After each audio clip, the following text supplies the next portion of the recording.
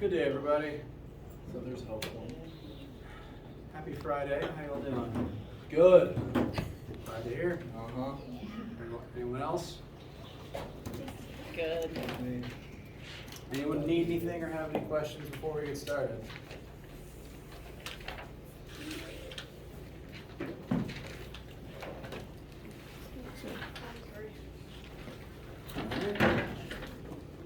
Now my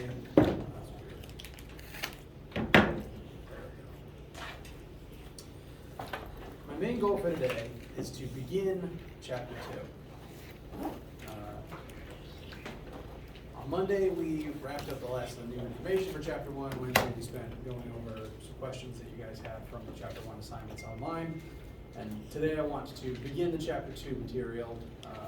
It'll be about forces and Newton's laws, because that's what I have planned for next week's lab to involve those things, and I want to introduce them to you now. Now, before I introduce anything new, I want to ask again, does anyone have any remaining questions or standing questions from the chapter 1 assignments online before I move on to chapter 2 content?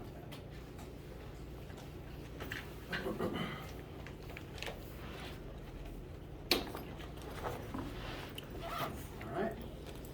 Well, in that case, today we are going to begin working on chapter 2, Newton's laws and basic mechanics. Now, to boil this down to one of a couple of key words, this section is going to be about force. And all of my markers are gone.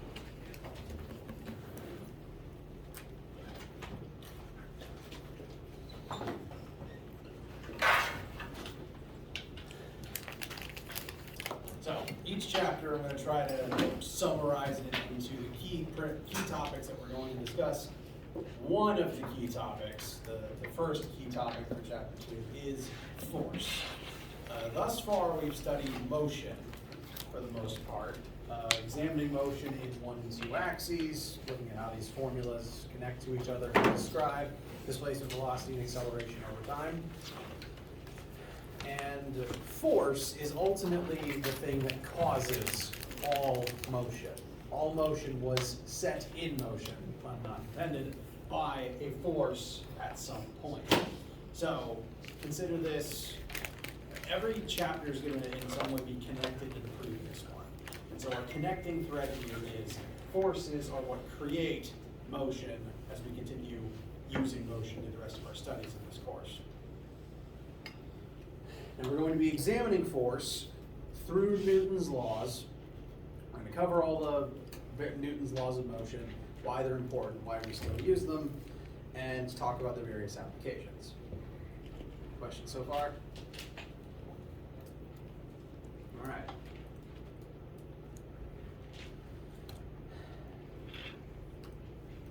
Now, Newton's laws, Isaac Newton himself, smart guy, and I mentioned this briefly at the beginning of the course, but Newton's laws of motion were very important to how most of European science developed after he wrote them down. And the actual principles that we're about to go over that are listed in Newton's laws of motion, he wasn't the first person to notice these concepts. It's the legend goes Newton discovered gravity when an apple fell on his head. If that's even true, he's definitely not the first person to notice things falling, because people have been noticing that since as long as they've had sensory awareness. What he did do is he was one of the first people that got famous for writing about it and doing math for it.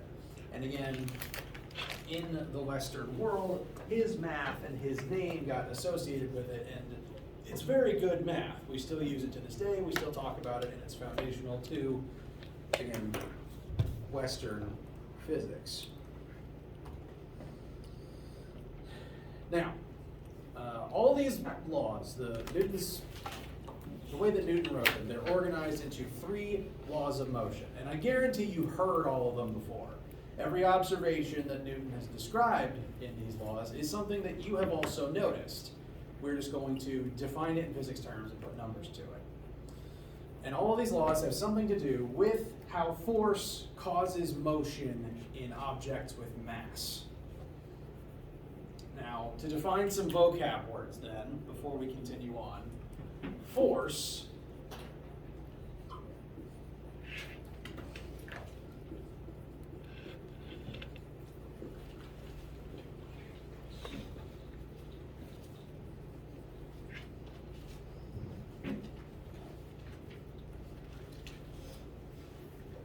is defined as a push or a pull that can accelerate objects with mass. Every time you've ever pushed on something, it's been with the goal of causing an acceleration within that object. All forces are capable of doing this, even if they are not actively causing acceleration at any given moment in time. Gravity is a force, for example, and it's definitely able to cause acceleration. But there are cases where this marker is not currently accelerating. That does not mean the force of gravity on it has stopped. Gravity is always able to cause a push or a pull and acceleration, even if the object is not currently accelerating. So, this is the most basic definition of force that we're going to be using. Things to know about force: it is abbreviated in your formulas to a capital F. So if you're looking at your formula sheet and you see a capital F, it's describing some type of force. Now there's lots of different types of forces, and so on your formula sheet you may see force subscript F, or say force of friction, or force subscript N for normal force. Part of this chapter is going to be talking about what causes different forces, where they appear, how they work. So there are lots of different types of force, but they are all still force. They all still follow this principle. They can all still create acceleration, and usually they can all be used interchangeably in the math because they can all cause the same type of acceleration in an object with mass. So force is abbreviated to F, and in this class, because we like the metric system, you're going to measure force in units of newtons. Newton is a unit. We're going to use it as the unit of force. For a sense of scale, 1 Newton is the force required to take a 1 kilogram object and accelerate it at a rate of 1 meter per second, which is actually a lot of mass. It is actually pretty quick. So 1 Newton is a non-insignificant amount of force. I believe 1 Newton's about 4 pounds. Similarly then, pounds is the imperial unit of force. Whenever we weigh something, we usually weigh it in pounds, and that's describing the force of gravity on that object. And various other mathematicians and sports scientists measure various athletic feats in terms of pounds of force. I watched a lot of Mythbusters growing up, and there were several times where they would say measure the punch force of something or the bite force of an alligator, and they would do that in pounds. So pounds is a valid metric of force, but we're going to use newtons. That's the unit that all your formulas are designed to take. And all the formulas that we're about to look, all the laws that we're about to look at, all relate to how forces affect the universe. And I guarantee, for all 3 of Newton's laws of motion, you've seen them before, you've heard them before. So we're just going to be putting them back in your active memory, and we're going to start applying numbers to some of them. Now, those 3 laws of motion. First, the first law of motion states, an object at rest stays at rest, and an object in constant motion stays in constant motion unless acted upon by an outside force. And when it says constant, it means constant in both magnitude and in direction. This law is commonly referred to as the law of inertia. And what it's referring to is that matter wants to keep doing whatever it is that it's already doing. Every inanimate object on this desk currently is at rest. And it wants to remain at rest. It's going to stay this way until something forces it to change. Once again, force causes acceleration in objects. And so objects don't spontaneously move on their own unless someone forces them to. My mouse does not take off across the table unless something exerts force on it. It's a law of inertia states, matter likes to keep doing whatever it's currently doing, and force is required to induce change, to induce an acceleration of its motion. But it's not just stationary objects that like to keep doing whatever it is they're already doing. It turns out all matter is lazy, whether it's in motion or not. Not only do these objects at rest want to remain as they are indefinitely until you force them to change, objects in motion like to remain exactly as they are and not change until something forces them.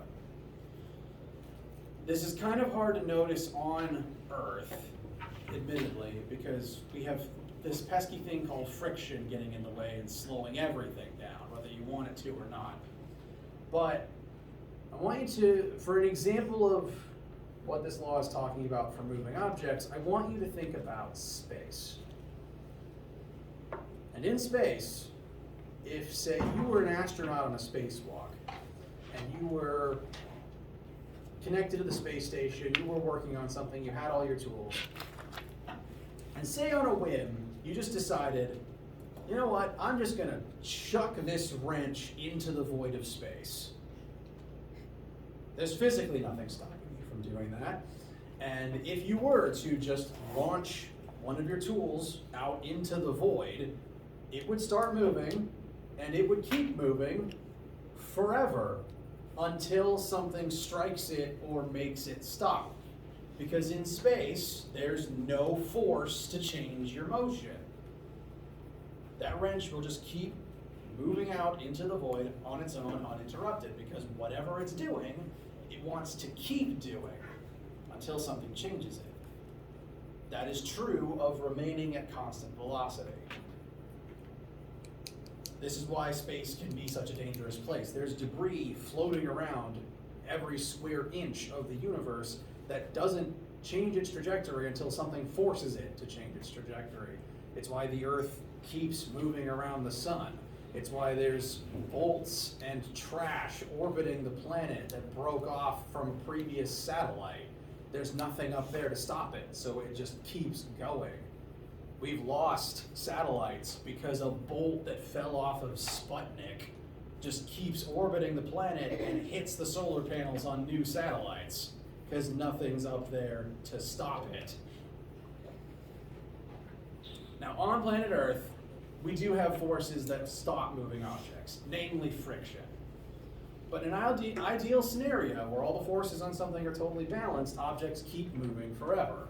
That's why cruise control exists on cars. You calibrate the cruise control and the engine exerts just enough force forwards to cancel out friction backwards, and the car keeps moving at constant velocity like it wants to. Every object, whatever it's currently doing, either sitting at rest or moving at constant velocity, wants to keep doing that forever, and it will continue doing that until something forces it to change. And that force, by virtue of changing its motion, creates acceleration. That's the first law. I feel so far. Good. All right. That first law segues directly into the next one. I don't know. But, and the third one too, I guess. The second law is most commonly written just as that formula. Now, in physics, we like to use math as a language, so I can look at that formula and I can spout out a paragraph about what it means. But if I ask you Newton's second law, and all you write is sigma F equals ma, that's a correct answer. That's all you need to write. because the law itself is abbreviated to this formula. The law itself describes how this math works. And what this formula says is, the net force acting on an object, again, that sigma on front of anything in math means the sum of, the total of. S-U-M, not S-O-M-E.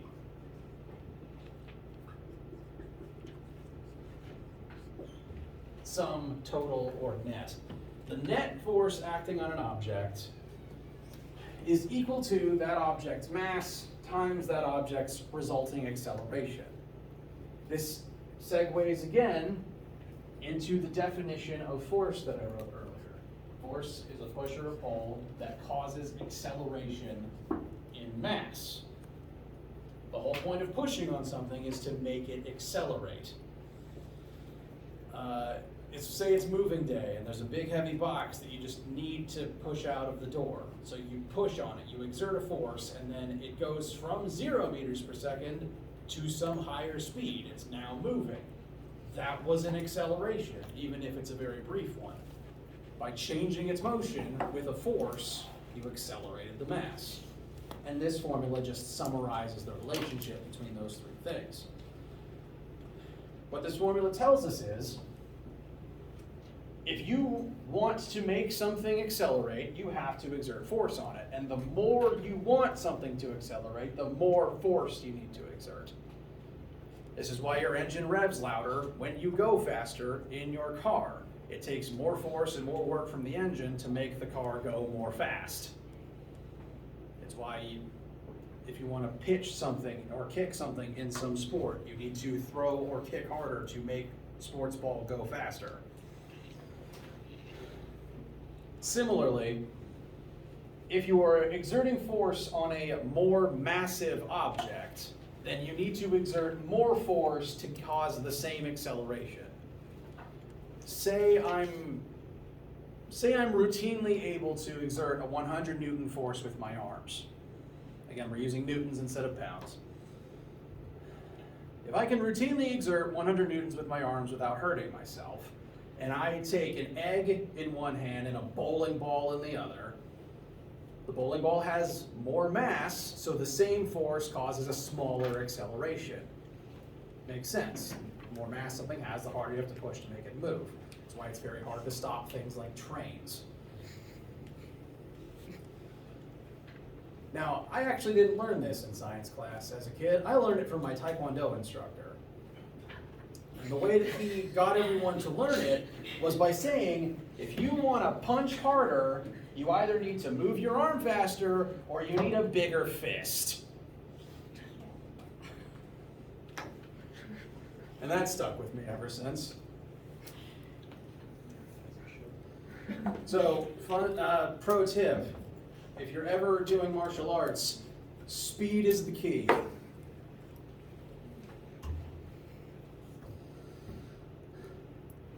Now, when we're doing, this is, I guess you could say, our fifth formula for this class. This is the fifth one that I've shown you. And for each formula, I'll go through what each variable is and the unit we'll use for it.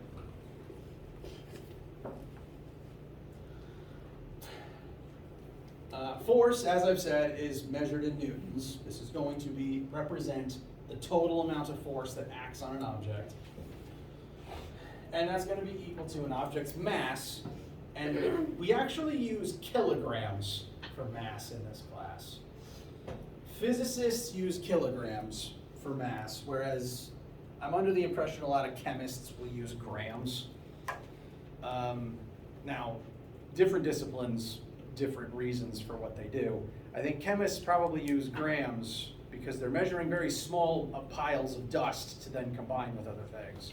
Whereas in physics, most objects in the universe tend to be pretty big.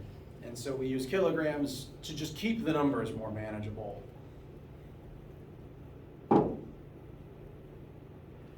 So, big asterisk for your entire notes, for your entire formula sheet. Every mass in every formula wants kilograms.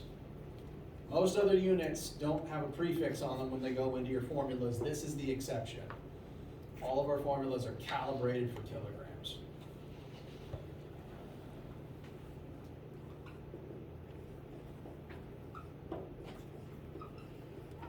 and the unit for acceleration is still meters per second. So as I said earlier, it takes 1 Newton of force to take a 1 kilogram object and make it accelerate at 1 meter per second. This is reasonably heavy, actually. So chucking this at any speed is not comfortable.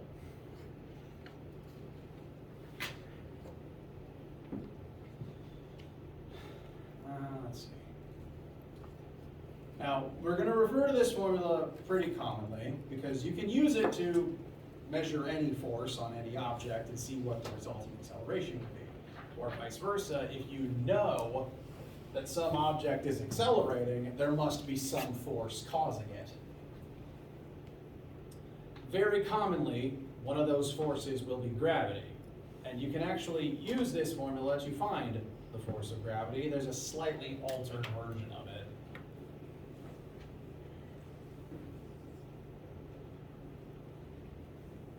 I told you there's going to be lots of different forces. And so F with some smaller letter as a subscript will describe force of some subtype.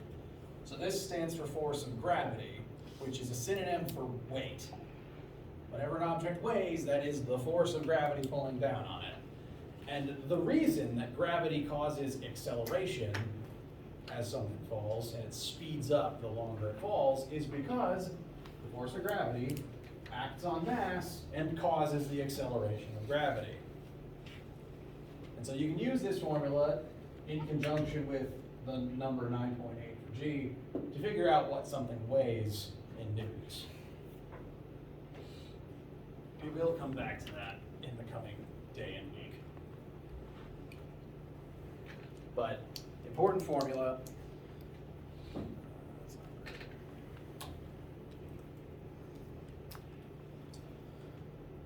And if I ever ask you what is Newton's second law, you're allowed to just say FMA.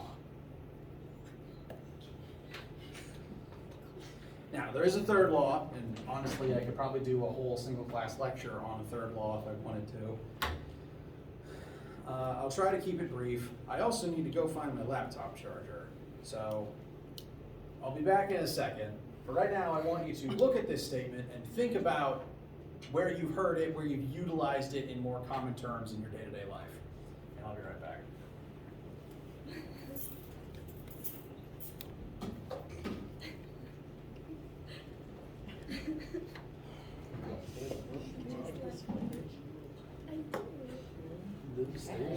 Push it back a little harder. I said the same.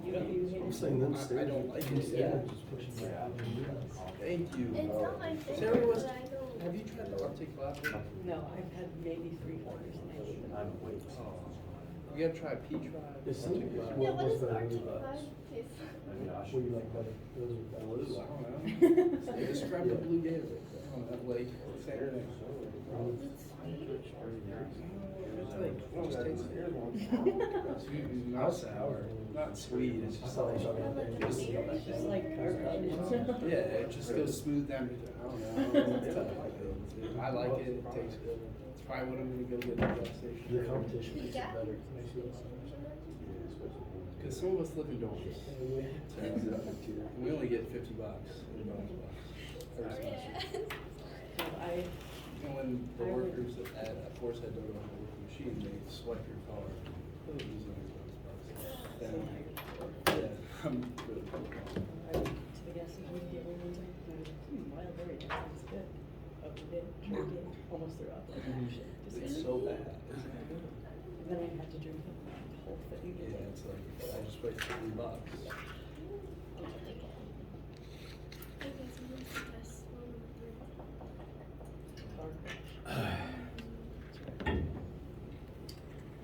All right. So, Newton's third law. Again, I guarantee you've heard this one referred to. For every action force, there is an equal and opposite reaction force. It might sound a little more familiar if you took the word force out. For every action, there's an equal and opposite reaction. Now, what this tells us in terms of physics is when I say lift this mass, I need to exert a certain amount of force in order to lift it up. If I'm pulling upwards on it, it is in turn pulling back downwards on me. Every single time one thing exerts a force on a second thing, that second thing exerts an equal amount of force back on the first thing in the opposite direction. I pull up, I push up on this weight, it pushes down on my hand. And so that's what you feel when you're holding an object. What you feel is the force it exerts back on you. And this is true anytime anything exerts one force on a second object. If I push against the wall pushes back against me, and that's why I can do this without falling over. Right now, in all of your seats, you exert a force down on the chair, therefore the chair exerts a force back up on you. Every single force, this happens, and there's always a certain pattern in how the comparison goes. If A acts on B, then B acts backwards on A. It's always a complete reversal in terms of which object acts on which in the direction of the force. And this is true for, again, literally every single force, even ones that you might not expect. For example, gravity is a force. And say I were to come over here and I use this formula to calculate what the force of gravity from planet Earth on my body is. Now, some humans of my general height and build have masses of about 1,000 kilograms. And in order to calculate my weight, I would take that mass in kilograms and multiply it by the acceleration of gravity, negative 9.8. Negative 9.81 if I want to be very precise. And that would tell me what the force of gravity from Earth on my body is. So I'll be even more specific. Force of gravity from Earth acting on, a little torn on what letter to use for myself. Let's just go with H for off. So this is the force of gravity that Earth exerts on me. That would be equal to about 9,810 newtons. Non-insignificant amount of force. That is the force that Earth is constantly exerting on my body every single second. And that's true whether I'm on the ground or not. I could be, jumping off of something, and even in midair, separate from the ground, that number is still true. Now,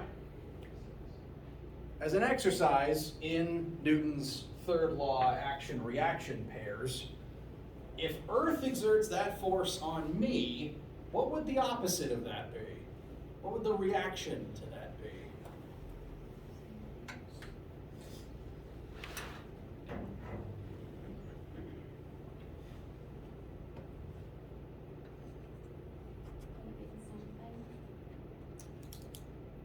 Yes, Earth, if the Earth exerts that force on me, then I would exert that same amount back on planet Earth in the opposite direction.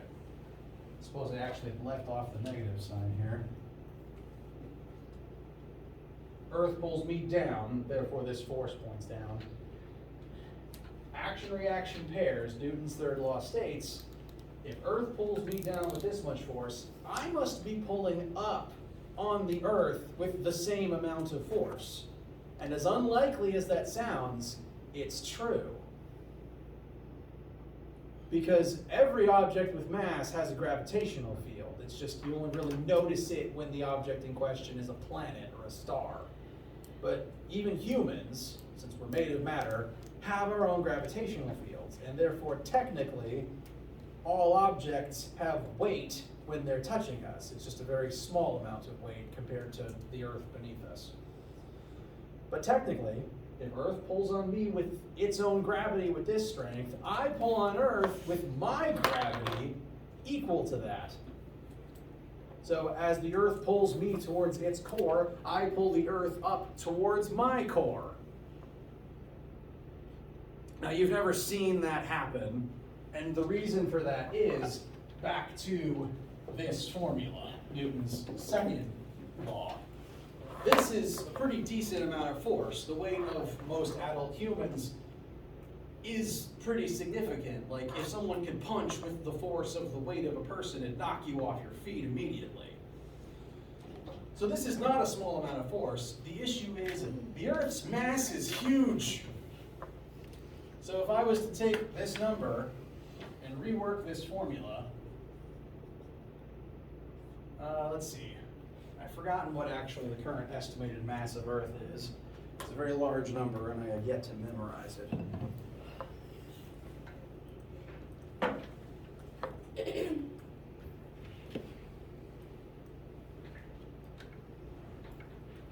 Current estimated mass of the Earth is 5.97 times 10 to the 24th kilograms.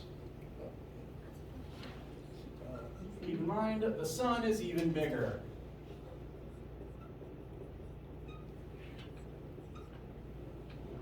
So, on planet Earth, I accelerate towards the ground at this weight because of this force.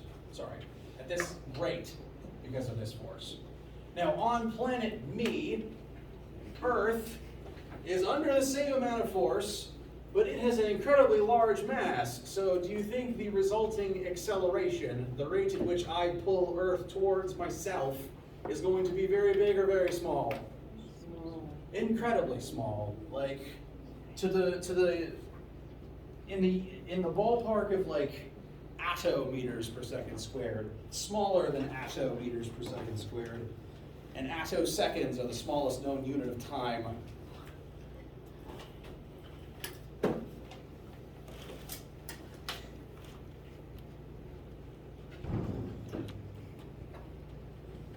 I am going to calculate out the full number for the sake of entertainment value.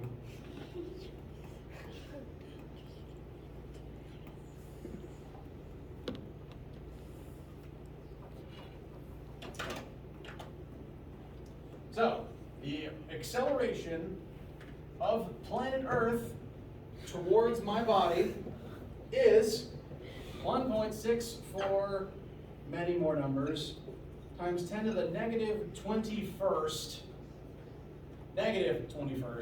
meters per second squared. That is so slow that I doubt any sensor could ever detect it. And simultaneously, as I am attempting to pull the Earth towards myself with that force, every other person and object on Earth's surface is also pulling it in every other direction because of their own weights as well. So you will never notice that for that combination of reasons, but it's still technically there. You have your own gravitational field, you are your own planet, and the Earth weighs something on your surface. Due to, again, it's not on screen, Newton's third law. That is true for all gravity, which is why, to contrast to a more usable example, Earth's gravity keeps the moon in orbit around the Earth, and likewise, the moon exerts gravity back on the Earth, which is why the moon controls our tides. Make sense? All right.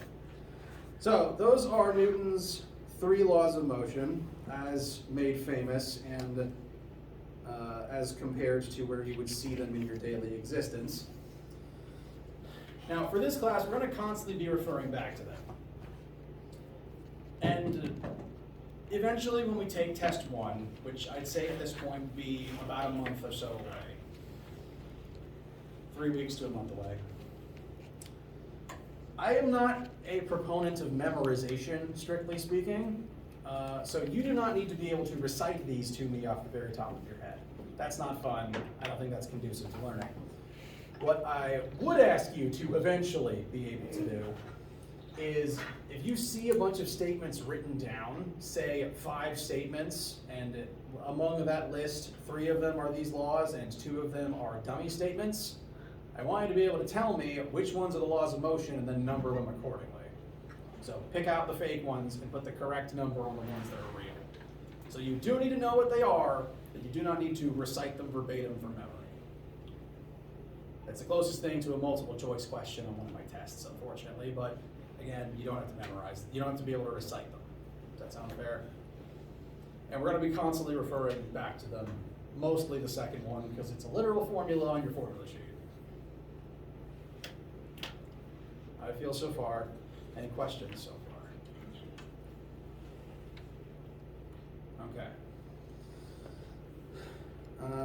It's Friday, we're running a little low on time, so let's end with a very brief example of how to utilize the math of Newton's second law. I would envision this as a top-down four-way tug-of-war match. So a drone's eye view of four groups of people pulling on one object in four different directions. As realistic as that sounds. This 500-gram object is being pulled simultaneously in four different directions. And I don't think I've actually mentioned this yet. Force is a vector, because whenever you push something, it's in a direction. Similarly, acceleration is also a vector, meaning that the direction of net force is also the direction of the net acceleration. If I push something to the right, it moves to the right. It accelerates to the right. The acceleration inherits the force's direction for that reason. So, we have various different forces acting on this one object, and I want to know what is the total force acting on it, and what will the total acceleration on the object be. We have four different teams exerting four different forces in two different axes. And so to find the total force, we want to add these numbers together, taking care to only add x to x and y to y.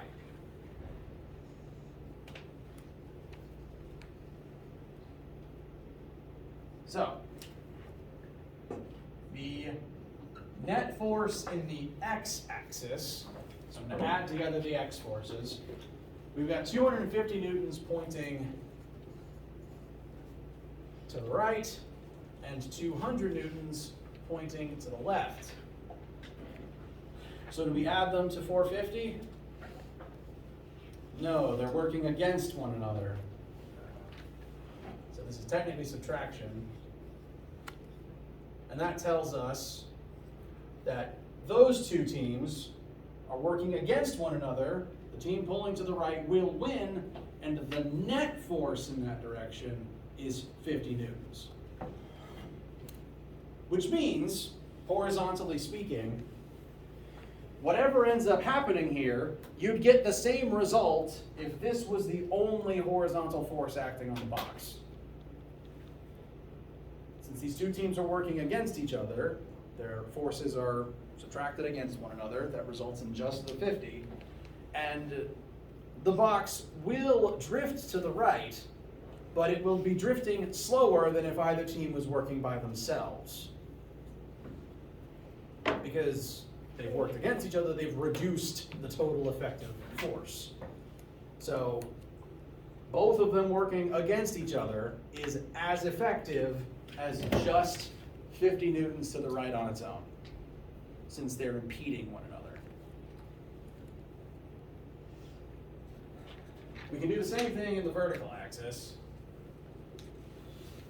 Here we've got 100 newtons pointing up, 125 pointing down.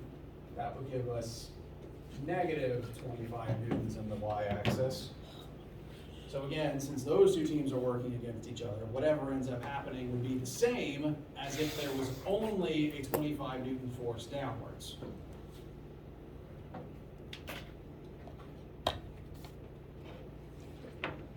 That is what net force in any given axis means. It's the sum of all the forces, and that results in giving you the one number that represents what you can replace every other force with once you add them together. Question? If the x-axis was moving 50 newtons to the left, would it be negative? It would. Assuming the standard mathematician right is positive, up is positive method.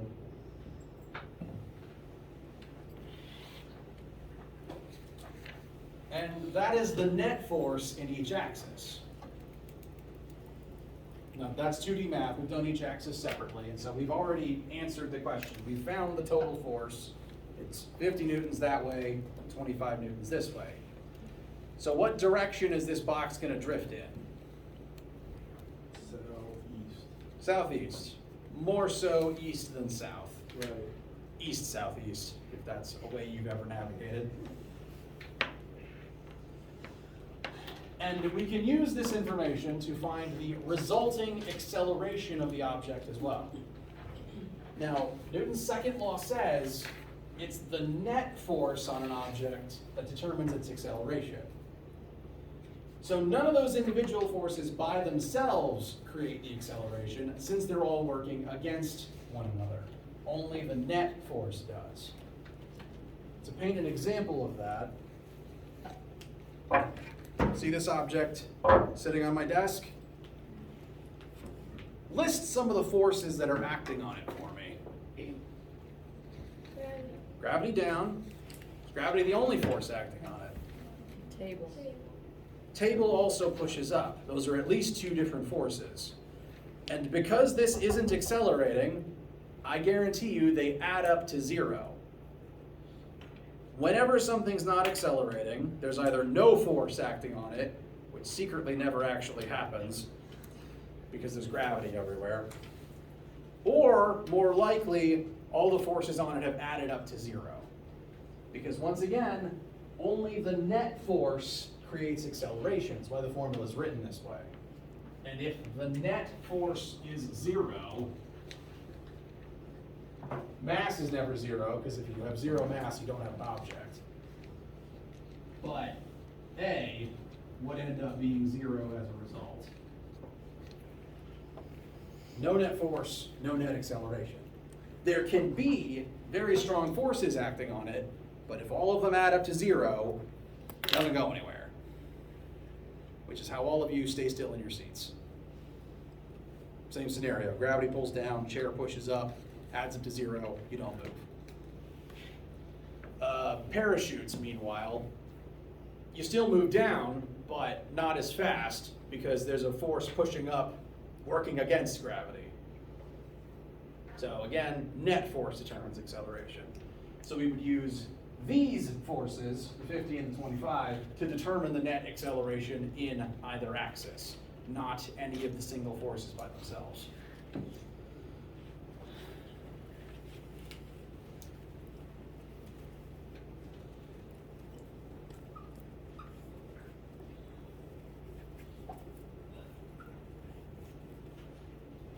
And we would want to keep each axis separate still, because again, force is a vector. Furthermore, keep in mind that we also like kilograms in our formula. 500 grams becomes half a kilogram.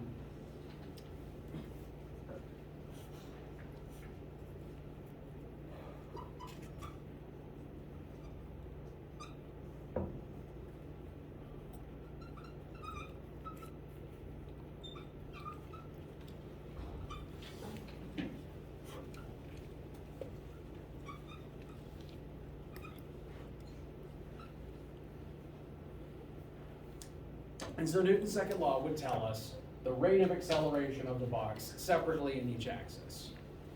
If you use the x net force, you get the x-axis acceleration. If you use the y net force, you get the y-axis acceleration. So this does again show the box is going to accelerate in the x and in the y, but slightly faster in the x, so it'll drift this way, east-southeast. Now, that's just quick sample math to get any sort of practice in your notebooks. On Monday, we'll begin applying this to some more situations, talk about more forces, get you some more practice with it. How do the laws themselves feel for right now? Mostly nods, let me see. So, we've begun a new chapter, and when we begin a new one, I do recommend looking at the new homework, but you wouldn't, I guarantee you wouldn't be able to finish it yet. The goal is just to look at it. And it's technically optional because I don't control what you do outside of this room. do recommend glancing at it. You won't be able to finish it for about another week or so. That's fine, that's the design. Have a great weekend, let me know what you do, and I'll see some of you for lab this afternoon.